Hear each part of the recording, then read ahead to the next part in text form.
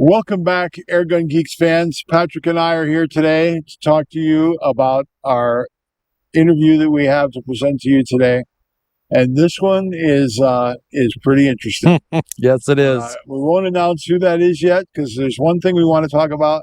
It was something that Pat and I discovered at the Pyramid Air Cup vendor that was here. How many of our viewers do you think own an FX airgun? Probably a lot. A lot. I can't even count that high. And I think it is principally the impact that comes with the... Well, originally, most of the FX airguns came with a hollow tube suppressor, a stackable, they called them. And then there's nothing inside. It was an empty can. It's an empty can. It was just an expansion chamber. Yeah. It worked. It worked. It got it quiet. It did expanding. It did expanding, yes. It went from bang to poof. Not as good as a Donnie. But it wasn't a true moderator. No, it was That's not. The story. And we met a guy, comes out of Idaho. Correct. Him and his son are really getting involved in the airgun market space, and they're doing development that matters to you, as an airgunner, because it's good stuff. They're using computational fluid dynamics to develop silencers that really work well. And what Pat's talking about is a unique kit that fits inside your empty FX can. Yep. And turns it into an exceptionally effective moderator, lead dust collector, or whatever you want to call it. Insert your name of choice here.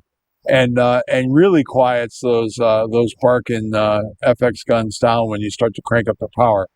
And I think that is just a really cool way of kind of adapting to our world of air guns and fixing a problem that we didn't even know we had. All of us just went out and bought another moderator. But correct. You're buying all of those parts again.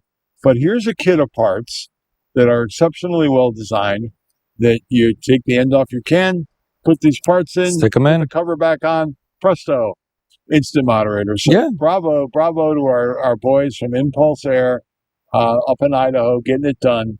And we have a more involved interview with them that I was able to shoot the other day. It'll come up on a future episode, and we'll get into that. So, Pat, who is our guest that we've got today? It was actually one of my favorite interviews to do because I love Joe. I think he's a great guest. And what is his nickname? The Lord of Lead. Yes. Yes. The man who brought to you the phrase, you shoot 20 cal because it's 17 flat and 22 whack. Yep. That. And make sure when you see Joe, you call him the Lord of Lead, and the smile gets so big on him. He loves it. Oh, that's great.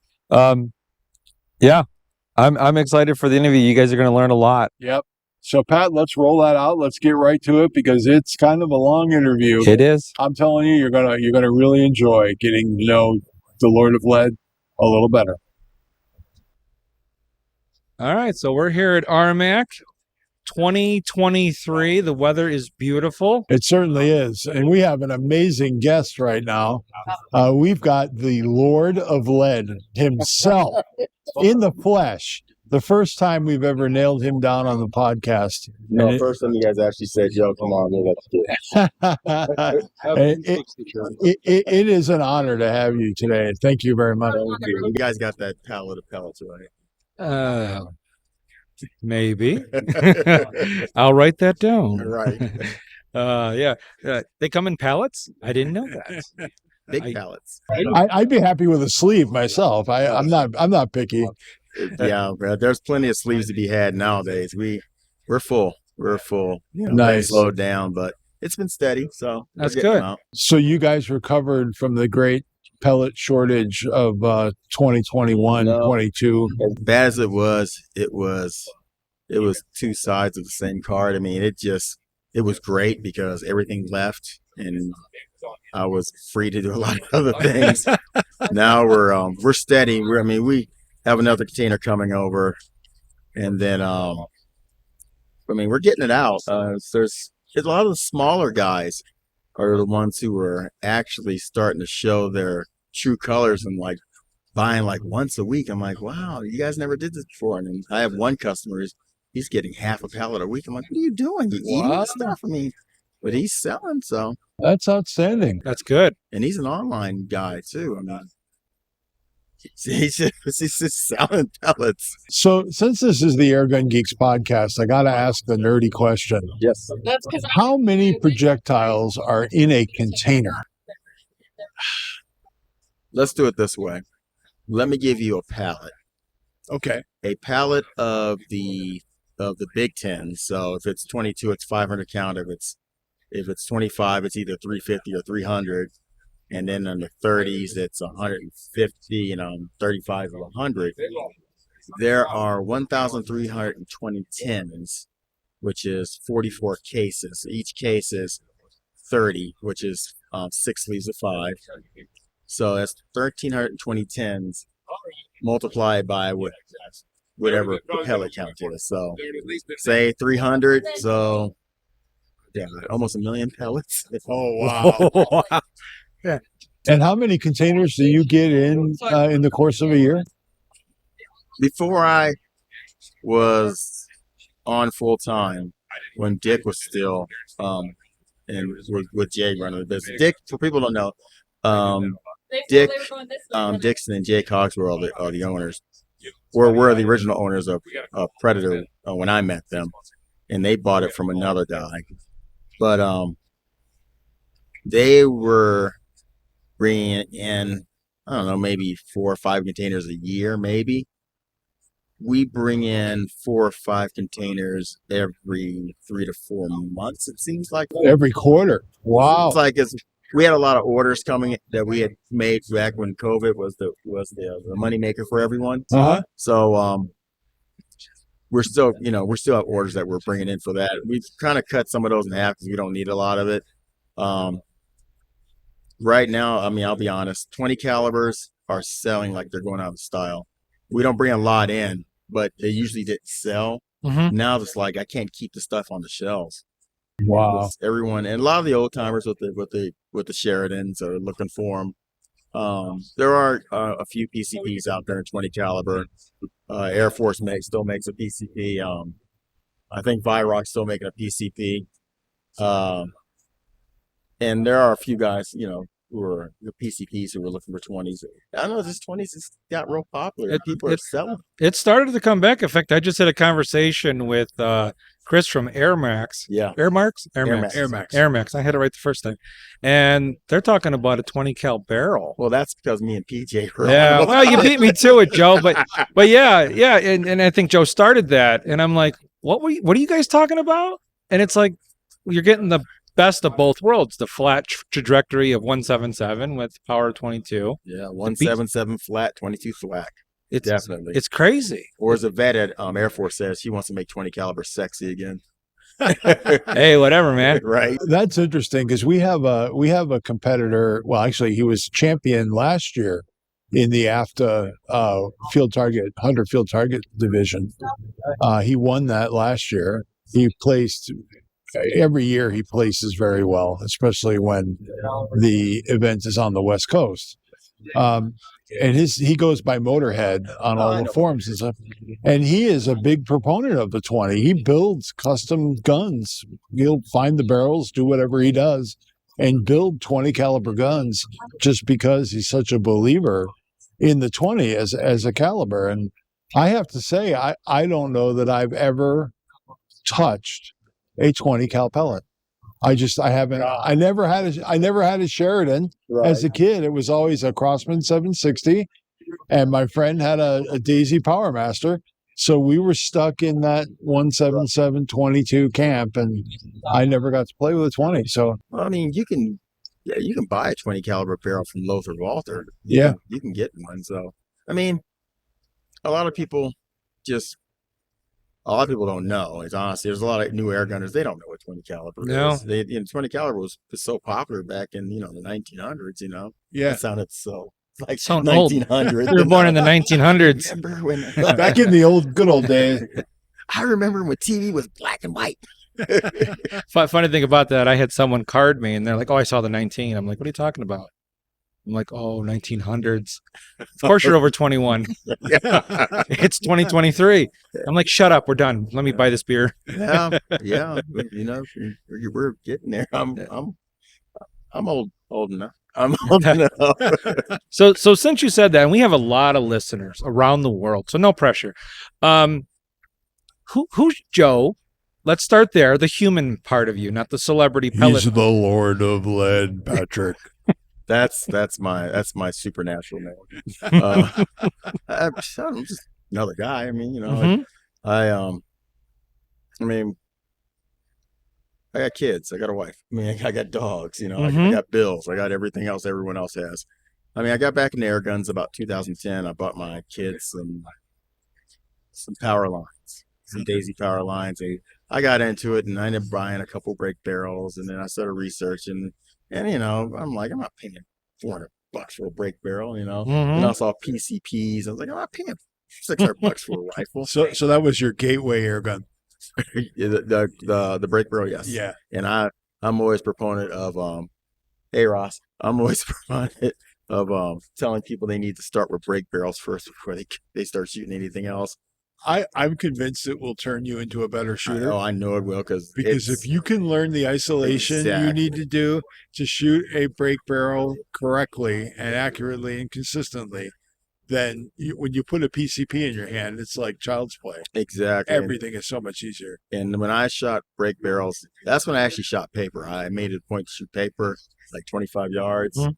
And, you know, I was proficient, you know. And then when I got my first PCP, which was the Benjamin Discovery, the one with the pump, the whole kit. Oh yeah, the that combos. that was a fun story. No, I got it from Gander Mountain of all places because it was an online return, and it was like for $200. And I was a broke joke like everyone else is at one time or still is.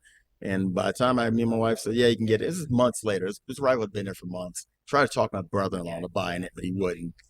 I went to go buy it, and I noticed the price went to the regular price of $450. So I go over to the guy at the counter, and I say, hey, this was 200 a couple weeks ago. I see it went up. So I said, this jerk got all smug and grabbed the counter and rose his shoulders up and said, we just don't give away stuff here for free. Oh. As I'm looking at you, I'm like, okay. In my mind, I'm like, all right, that's all I needed. So my wife, let's go. Whipped out my phone. I started typing a letter on my phone to customer service. I was pissed. And it took me an hour, and that letter was immaculate. I sent it off about 9:30 that night, and 7:00 the next morning, I had an email back from Gander's corporate. And I can say Gander Mountain because they're out of business, so who cares? And then the manager called me. That's because Joe kept ripping them off. Don't rip off. You had it for a certain price, and it was a used rifle. Why would I buy it for that? For $450? But they let me have the rifle for the 200s, like $215 and change it with tax. They said they wouldn't give me a warranty. I don't need a warranty from you. Benjamin gives me a warranty. Yeah, right. So that was my first PCP, and that's how I learned how to work on PCPs, because that's when everyone was doing modifications to it. Oh yeah. It was so easy to do, and it would so back then it would seem like so expensive. Like, wow, $100. I spend that on this little part right here. I spend that. Yeah, sure. But I learned how to work on rifles and that, and I graduated to a Sumatra and then a Talon P. And then I learned how to work on Marauders. So the buddy had a Marauder, and he jammed a mag. I said, don't break the mag out. Let me fix it. And I saw how easy it was to take that apart compared to a Discovery. And then at this point, so I had 3 PCPs. And I started dealing with Don Cawthorn, a Cawthorn machine, and I built a 25 caliber. And that was my first build. I learned how to work on hand pumps because, Oh yeah. Because you have to. Yeah. Mhm. And that was a BI. And then I got scuba tanks. I got scuba tanks, and everyone else is getting SCBA. And then it went on from there. And I don't know, one day I had, mixed, brake barrels, PCP CO2, pumps, and then I could count it all on maybe 2 hands, and then I blinked. It's like, oh God, that's what's, and I'm looking at this rifle like I got like 60 rifles. Where did all this come from? Yeah. And then, so yeah, I might have an airgun problem. right, exactly. Well, I collect, so Yeah, that's my reason too. Yeah. and I like collecting. I like different platforms. Yeah. I don't want to be confined just to PCP. Even though majority of what I shoot is PCP, Mm-hmm. but I've crossed in 1300s, 1322s, 1377s. I shoot all a lot. There are times I'll just shoot those for a month. I won't shoot anything else. And this time of the year, I'm a CO2 guy now, so I have CO2 rifles or handguns. That I Yeah, the shoot. weather's got to be just right. Yeah, and in my break barrel, I love my break barrel. I always go back to my Phantom. That probably is one of the best triggers I've ever felt on any of my rifles. It's got a long first stage, but it's the true first stage. It comes to a wall, and if you wanted to break it, it'll break. It's beautiful. I got a Humorex Octane Magnum. I hate that rifle. Someone gave it to me, and I know why they gave it to me. I used to shoot it like 9 times out of the year. I'd bring it out, shoot it 9 shots, and put it back. It's a bear of the cock, and it's a bear to shoot. It's not accurate. It's a piece of crap. But I keep it. It's in there. I'd never get rid of it just because it's one of those. Hey, shoot this, Yep. Yeah. There you go. But yeah, I mean, I like to collect, and so I got an Airguns, and then years ago, Airgun Depot used to sell PDG pellets, pretty damn good pellets. Mm-hmm. I remember Those those. were Apollo pellets. They were rebranded for Predator. So they had a little slug called a Destroyer. And it's a lot like some of the slugs you see now, like especially like our 177 knockers. She had a skirt on. It shot really good out of my Sumatra carbine. It shot excellent. First long range shot I ever did was with that setup at 195 yards. I tagged this prairie dog over there, and I was ecstatic. Then I hit one at 175. I was unstoppable that day. And I told a friend, and he said, "Well, you tell Predators?" No, I'm not worried about telling Predator. He actually emailed Predator, and Dick, when he was still there, emailed me back, and told me if I was ever around, come visit, because he found out I was in Colorado. And then one day it was Mother's Day. We got rear-ended on a hit and run, and this guy took off. So I was out of work. So Friday I just went up to Predator, and I met Dick and Jay, and that's how I got involved with Predator. Wow. I started going. Next year I went to SHOT Show with them and the PA Cup, and then they had me doing things for them, and then I started doing their social media part time. And then when Dick retired, I basically just took his place. Wow. I don't think I'm making his money. No. That's funny. I actually had a long conversation with Dick right before he left. Okay. PJ Clark, the Yes. Wisconsin airgunner, had done a video where he was putting 30 cal Predator pellets, or the Polymax. Polymax, in his impact. And I'm like, dude, how in the world were you shooting those pellets in that gun? They don't fit. They don't fit the mag. Yeah, they're long. They don't fit the gun. And at first I was instinctively blaming Predator for that. And I'm like, why didn't they make the pellet to fit one of the most popular 30 calibers? Because at the time 30 cal was just starting to become a thing. And then it realized, I dawned on me that the mistake was actually made by FX years before. Oh, When they picked the width for that magazine slot, that became their limiting dimension. right. And when they wanted all their mags to fit all their guns, they always had that limitation. Right. And it frustrated the crap out of me because, here PJ told me later on the phone that he was actually feeding them in. Like you gotta sneak them in, yeah. and then, push them with your thumb. I was like, yeah, I don't want to do that. But that got me on the phone with Predator to find out what, if there was ever going to be a 30 short, because there is shorts in other calibers. Right. 177 and 22. To combat that same problem. And he goes, at the time, the pandemic dilemma was in full swing. and he was like, yeah, we got bigger fish to fry right now, but you know, they know about it, Right. they're aware, but it hasn't been a big enough fire yet for them to put it out. Yeah, I mean, when the Polymax and 30 came out, I mean, there were 30 caliber rifles out at the time, but of course, but it's just, you know, with the tip and everything, it just made it so much longer. And I knew people who were clipping the tips, and I know people who were just taking the tips out. So that was just a nasty odd cutter. Things exploded. I mean, Yes, they do. I got people who show me videos. I'm like, yeah, that's a Polymac right off the tip. They go, how do you know? I was like, because I know. So it's like a wad cutter hollow point. Oh yeah, it's an exotic wad cutter at that point. Wow. But yeah, I mean, a lot nowadays you see a lot of magazines where the breech wells are wider, so Yeah. they can accommodate a wider magazine. But you know, most people shoot the domes. You know, to be honest, Polymacs are still a big seller. They're still a good pellet. You know, it's just, you know, it's more dome. You know, because the FX, you know, those guys, they hunt with them, but you know, most of the guys are here today. You know, Oh yeah. they're Yeah, I hear competing you. with their FXs, which is great. It's always good to see different rifles out there. Well, I'm sure it's great for you to see all of these dollar signs going out of barrels every time they're. The Lord will let it grieve. The Lord, Dominus Pelletus, shoot it. You know? I love it. Oh my god. But yeah, I mean, so I've been with Predator now almost 3 years full time.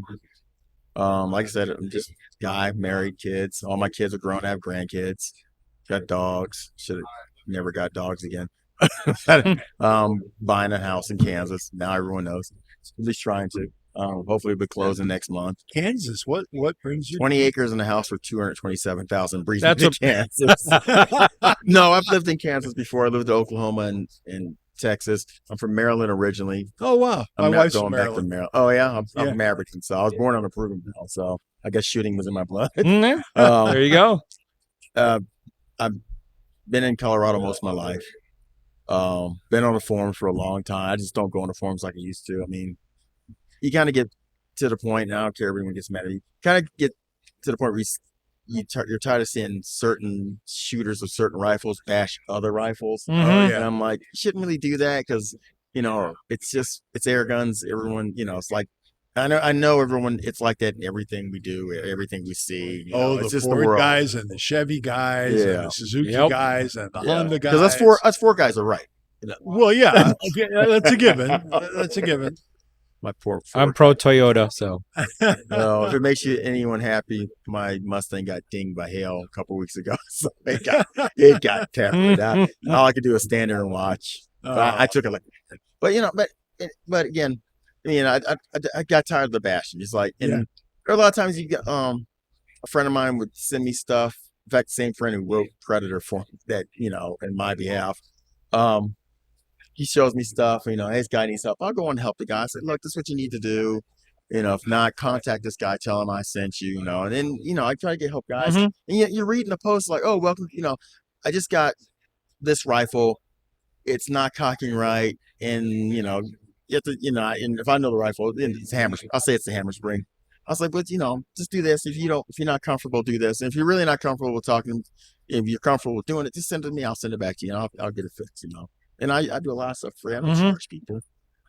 No, I do now. No, I don't charge. I don't charge. But you heard it here first, folks. Free gun service as a sideline to your Predator ammo purchase. yeah, it just costs you $50 an hour. No, but you know, you see guys, they're not helping the guy. They're just thank you for this, or they're saying, "Oh, you got to get that piece of crap." Oh my God, really? Yeah. So, you know, that then might have like, been the only thing he could afford. yeah, and I'm like, and you see guys get these expensive rifles. It doesn't matter who made them. And I see these rifles go for sale. I'm like, geez, these poor guys are just, they realize they got into something that really was a little too much for them. And these guys, I've talked to some of these guys like, I wish I'd have got this instead to start out. Oh yeah. And I said, yeah, you know, it happens, you know, and you know, guys, a lot of guys don't have the fortitude at the time, or whatever, to ask people like, hey, Patrick, what do you think about this rifle? Or hey, what do you think about this? Or it's too heavy, because one of the biggest things that we talk about is I want to hold the gun, but you can't. Well, where are you located? Well, there's no air gun shops there, you know, and people buy the gun and they go, it's too heavy. I can't cock it. I can't do this. And then they're hit with a restocking fee. Yeah. Or they got to ship it back and they only didn't spend that much. So then they're lost. There needs to be more airgun shops. That's the hard part. Right Yeah, now. you're right on that. Or they buy the wrong rifle for what they're doing. Oh, what's your purpose is Yeah, our line. Exactly. Yeah. And they Because buy the I'm wrong squirrel thing. hunting. Well, what are you trying to? What do you want? What caliber are you looking at? You want a mag-fed rifle? Do you want a single shot? What do you want to do? And it's like, well, just get this. It's Yeah. light. If you want a higher end rifle, get this. It's a good rifle. Mhm. You're going to spend over $1,000 for it, but you won't go wrong with it. Correct. Or if you're sitting there just blinking around, well, get this rifle. Correct. Get an Avenger. Get a cheaper Benjamin. Get something. Yeah. you know? Yeah. And if you're just plinking around and you don't want to fill a rifle, get a good Springer. Get something. Correct. Just shoot. At this point, I'm like, just shoot. Correct. Make sure you shoot premium Predator JSB pellets. So one of the, You're biased on the pellet, not the gun, right? I'm not I- biased on the pellet. I tell people if it doesn't work for you, shoot what shoots best out of your rifle. correct. I tell them that all the I time. agree. Don't sit there spending money on a certain pellet and you're getting mad at the pellet manufacturer because you don't want to switch pellets because you saw Joe shooting a Polymag 30 out of a break barrel and it's working and it's not working for you. Don't do that. Yeah. So since we're talking pellets, we're going to do a full episode in the future on this, but alloy/lead free pellets. Okay. We've been talking about it and we just want to touch on it a little bit. What does JSB offer and why would someone want to use that? So for lead free, JSB makes theirs out of 10. And H&N, I think Lee's makes theirs out of 10 also. And Zan does as well. yeah, it's expensive, but it works. And people are always like, "What's going to tear up my barrel?" No, it's not going to tear up your barrel. It does. It's not going to tear up your barrel. I've shot hundreds of GTOs through a barrel, and it shoots everything just fine. It's not you're not gonna have a shotgun pattern after 20 shots. Mm-hmm. Doesn't foul up your barrel either. Okay. It's clean. We offer the GTOs in 177 as a wad cutter and as a domed. And then in a dome, we offer the 22 and 25s.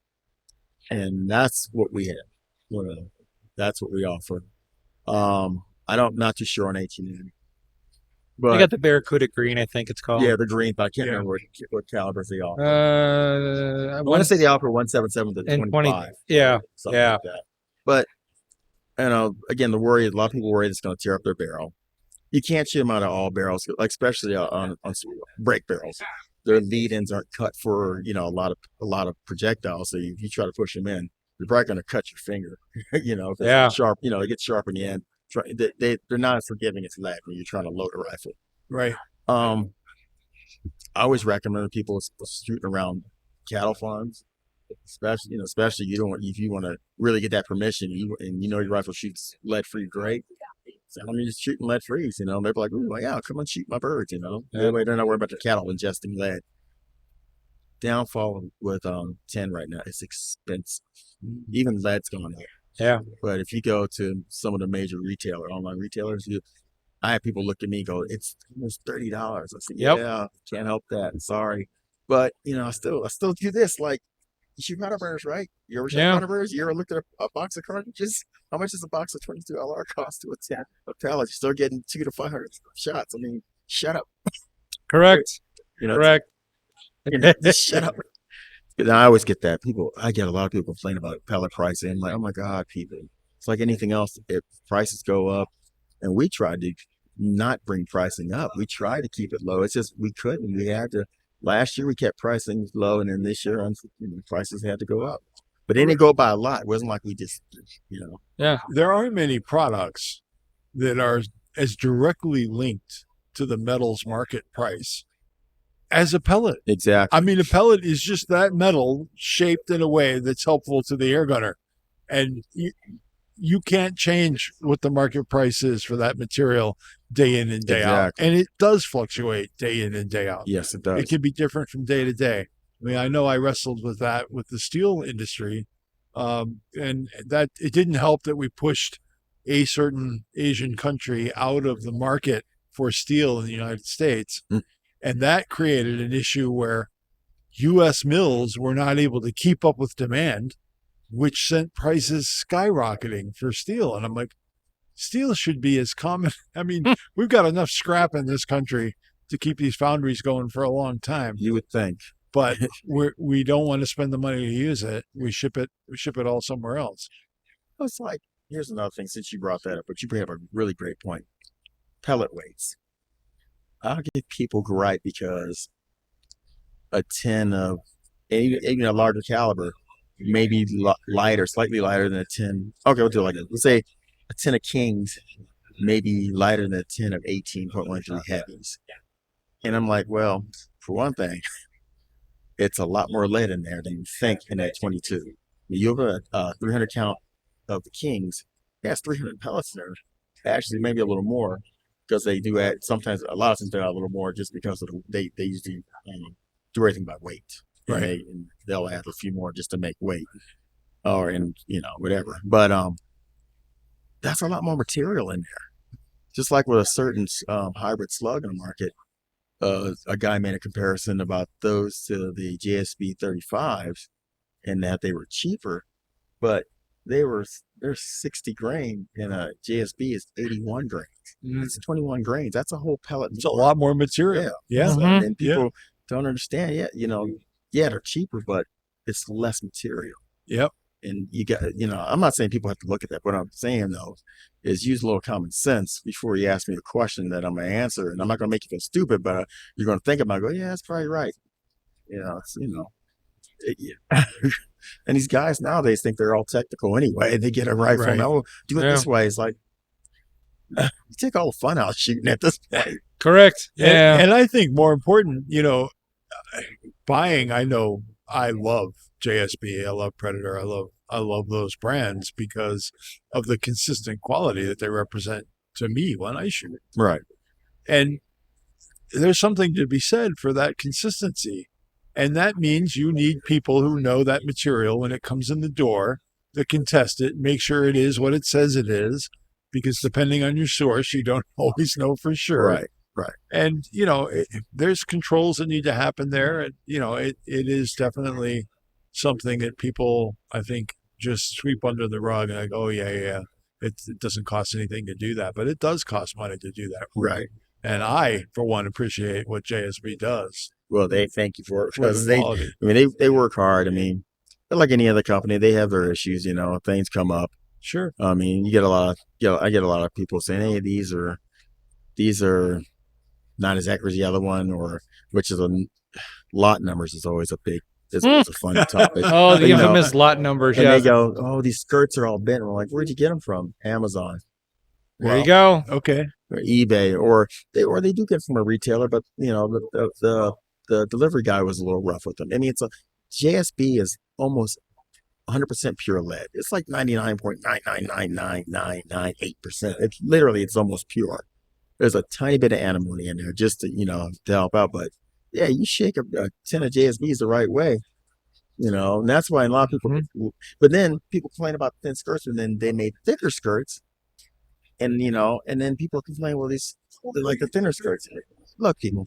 At this point, I'm going to have to just step out of line and let the next guy come up. Yeah, there was a famous guy said something about pleasing some of the people some of the time, and you'll have to do something else. And that's exactly true. Yeah.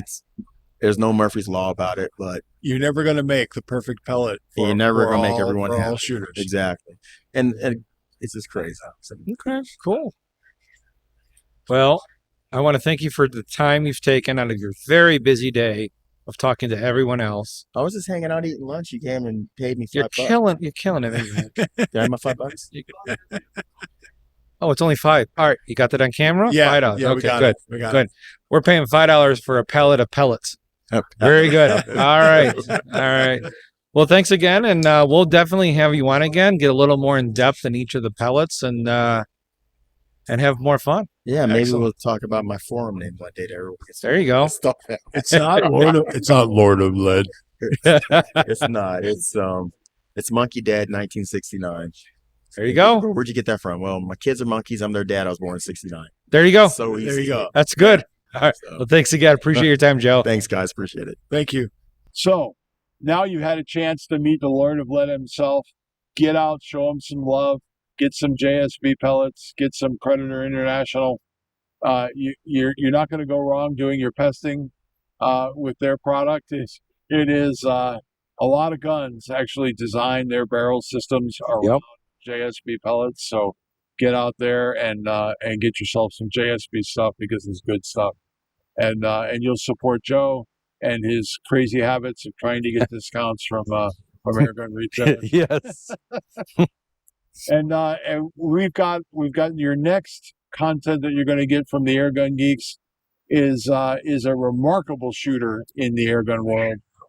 He does some trick shots. Actually, that's his claim to fame.